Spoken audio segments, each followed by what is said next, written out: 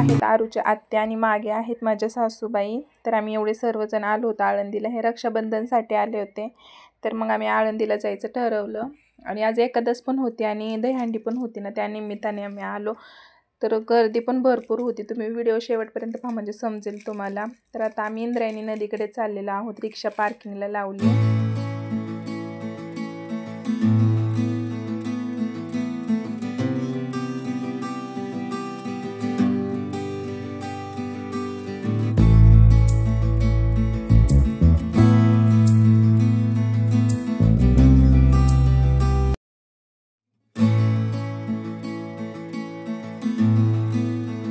तर एक किन्नर लोक होते, यांना पैसे दिलेले चांगलं असतं. मग ते पैसे मागत होते. मग ननंदबाईकडे सुट्टे पैसे होते ते दिले त्यांना. आणि गर्दी पाहू शकतो, एवढी गर्दी होती ना नदी शेजारी. भरपूर लोक होते. आम्ही सकाळच्याच टायमिंगला आलो होतो तर एवढी गर्दी होती. तर दिवसभरात भरपूर लोक येतात. आज गोकुळाष्टमी असल्यामुळे गर्दी भरपूर होती. आणि नंतर पण एक माणूस आला होता पैसे मागायला, तर त्याला पण दिले. सुट्टे पैसे होते तेवढे दिले. कॅश तर नव्हतेच बरं का, ऑनलाईन सिस्टम असल्यामुळे. मग नंतर आम्ही गेलो नदी ठिकाणी. तिकडे हातपाय वगैरे धुवायचं होतं. सासूबाईंना स्नान करायचं होतं इंद्रायणी नदीमध्ये. तर त्यांना स्नान केलं. म्हणजे असं सुवासनी अंगावरती पाणी टाकतात ना, तर मी माझ्या नंदूबाईंनी पाणी टाकलं असं अंगावरती. तर मी पण पुन्हा हातपाय धुवून घेतले. पाणी छान होते एकदम, असं भरपूर लोक हातपाय धुवत होते, आंघोळ्या करत होते. छान वाटत होतं. म्हणजे नदीपाशी मी पहिल्यांदाच गेलते. एवढी पुण्यात राहून मी कधीच गेले नव्हते आळंदीला. म्हणजे देवाच्या दर्शनाला गेलते पण असं इंद्रायणी नदीपाशी नव्हते गेले.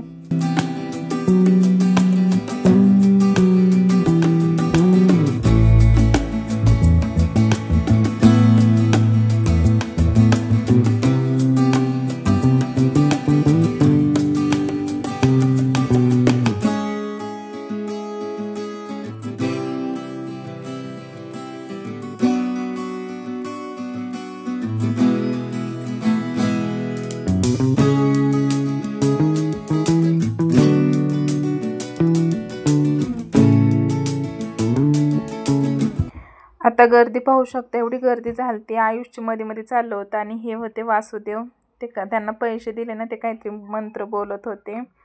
तर एवढं भारी असं वातावरण होतं ना तिथलं, एकदम पवित्र वातावरण, मस्त छान वाटत होतं. आणि तिथं खूप गोंडस मुलगी होती, ती फुलं देत होती. आपण हे फुलं आहेत ना असं नदीच्या पाण्यामध्ये सोडायचं.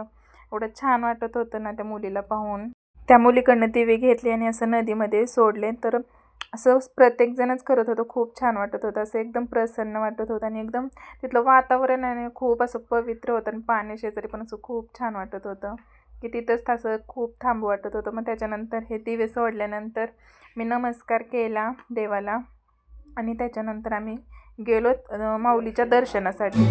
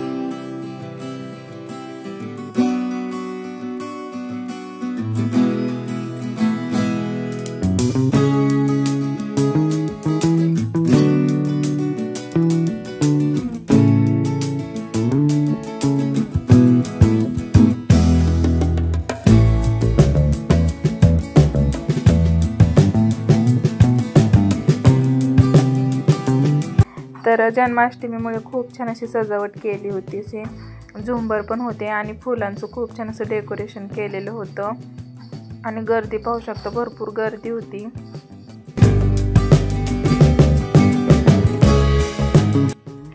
प्रसाद वगैरे घेतला, हार वगैरे, आणि नंतर आम्ही गेलो माऊलींच्या दर्शनासाठी मंदिरामध्ये.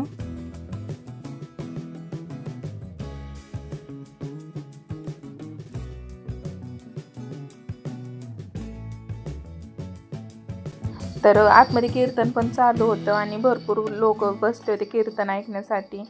आणि त्याच्यानंतर आहे एवढं छान असं डेकोरेट केलेलं होतं ना, फुलांनी होतं.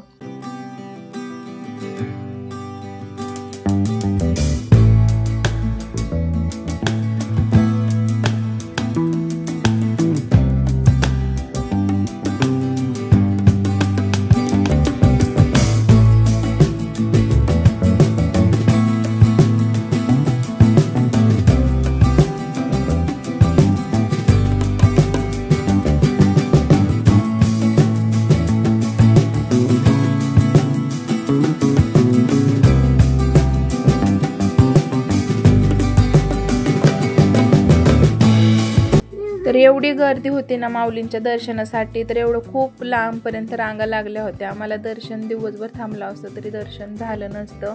मग आम्ही बाहेरनंच दर्शन घेतलं आणि गेलो. गर्दी पाहू शकता. आणि रांगा तर एवढ्या लागल्या होत्या ना आतमध्ये, तर एंट्रीच नव्हती तिकडे.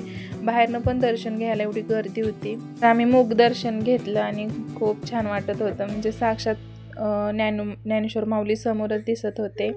खूप छान असं वाटत होतं. तर तुम्ही कधी गेला असाल तर नक्की कमेंट करून सांगा.